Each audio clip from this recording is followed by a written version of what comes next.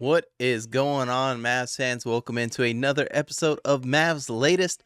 The Mavericks versus Celtics game just ended, so we're going to jump into that here in just a little bit.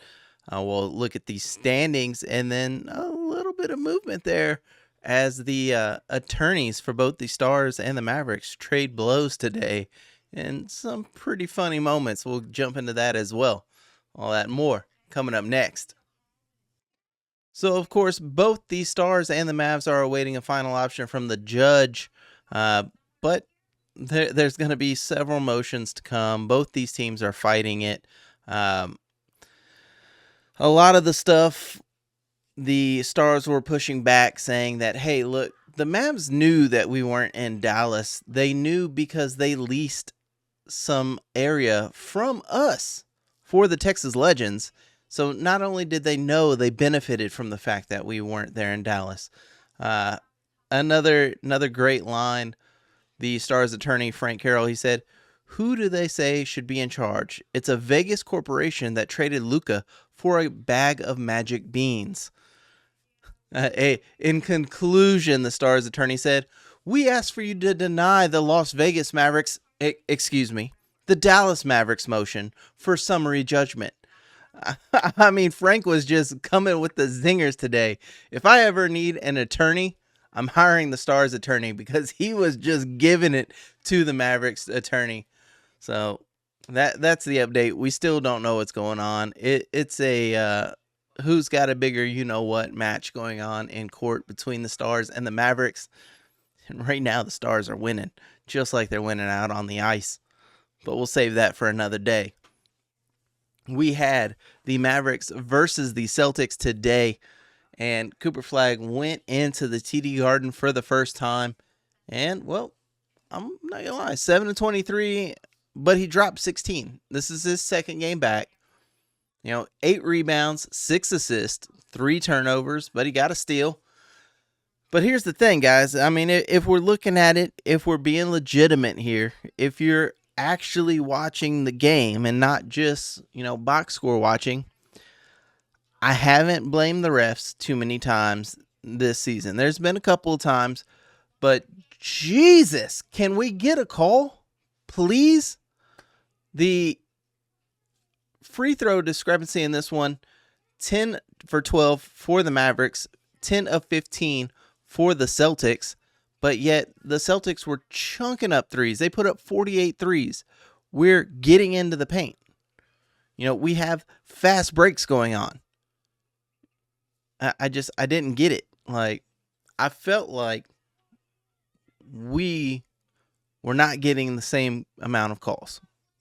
Maybe I'm being biased, but man, it felt like a big discrepancy here in this game.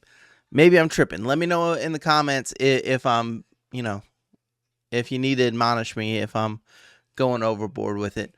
When we look at the rest of the stats, guys, again, we put up over 30 3-pointers, 14 of 35. We hit on 40%. The Boston Celtics, though, hit 16 of 48, 33%.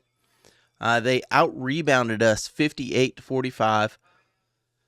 They out-assisted us 29-23. They outstole us 6-2, and they outblocked us 10-5. It just wasn't our game, even though, man, you thought after the first half, and then even going into halftime, I mean, it was close, and then Tatum hits the putback dunk, then he hits the three. We go into halftime, and still feeling good. We come out hot in the third. We get the lead where I'm thinking, man, we're actually going to pull this off. And we ran out of gas in the fourth quarter, unfortunately. And we're really into the third, going into the fourth. We started running out of gas, and Boston just came around us, and we weren't able to reel them back in. And unfortunately for us, unless your team tank, we only scored 20 in the fourth. They put up 30, and we lose by 20. 100-122. It's a tough one, but all we can do is move on to the next. I mean, there were still some great things to be looking at. Klay Thompson again comes out, hits a bunch of threes, 5 of 11 to put up 19 points in only 18 minutes. we saw this weird small ball, extra small ball, like PJ running the point, or I'm sorry, PJ running the center position kind of thing out there. Yeah, it was some experimenting going on, that's for sure. Well, guys, of course, fast break, buzzer beaters, and block parties are back, and Underdog is the best place to get in on all the action. Playing on Underdog is easy. Just pick whether your favorite player is going to go higher or lower on things like points, rebounds, assists, and more. Now get your picks right, and you could win up to 5,000 times your cash. Now today on Underdog, it's a late one, but the Spurs and Clippers have just tipped off, and they have Victor Wembanyama at 25.5 points. And I'm going to hit the higher. I think he's going to be able to do some work there against the Clippers. Now they also have the Joker at 28.5 points as they are taking on the Knicks currently in the second quarter. And I got to hit the higher. I think he is going to be showing out against the Knicks. So give me the higher for both the Joker and Wembanyama. Now download the app today and use promo code BasketballFan to score $75 on your first picks by just playing your first $5. That's promo code BasketballFan. Underdog. Make picks, win money. Must be 18 plus. 19 plus in Alabama and Nebraska. 19 plus in Colorado for some games. 21 plus in Arizona, Massachusetts, and Virginia. And present in a state where Underdog Fantasy operates. Terms apply. See assets.underdogfantasy.com/play and get terms DFSTML for details. Offer not valid in Maryland, Michigan, New Jersey, New York, Ohio, and Pennsylvania. Concerned with your play? Call 1-800-GAMBLER or visit www.ncpgambling.org. In New York, call the 24/7 helpline at 1-878 or text HOMI 467-369. Now, of course, guys, when we look at the standings right now, the Dallas Mavericks sit at 21-42.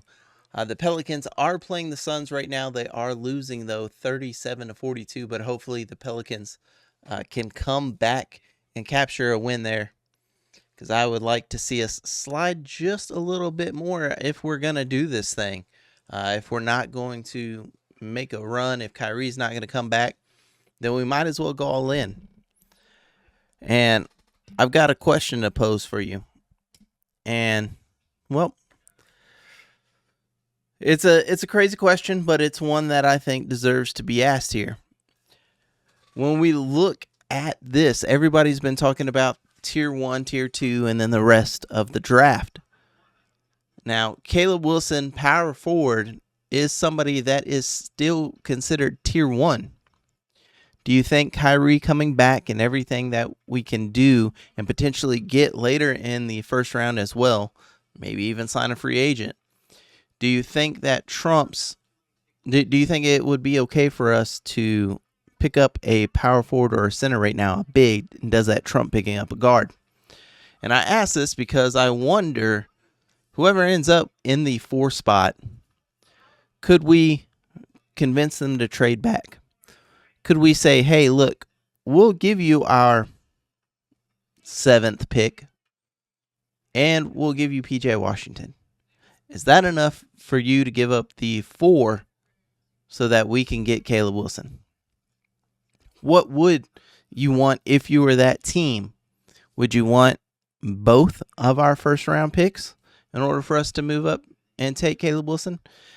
Is there somebody else that you would love us to be able to move up for and try and take a run at? I mean, let me know down in the comments, guys, because the more and more I look at this, again, y'all know I've been saying I want us to pick up a big because we don't know what we're getting really with Derek Lively. The bag man hopefully is coming back. You know, we'll see. I've already spoke previously on that situation, on how it's kind of a long shot, but hopefully we find a way to pull something off. But a actual power forward, I think, would take this Mavericks team to a whole nother level. And man, I keep looking at Caleb Wilson and I keep thinking, man, I want that guy on this Mavericks team. So let me know what you guys think, and I will see you in the next one. I'll see you tomorrow where we preview the Mavs taking on Toronto. Peace.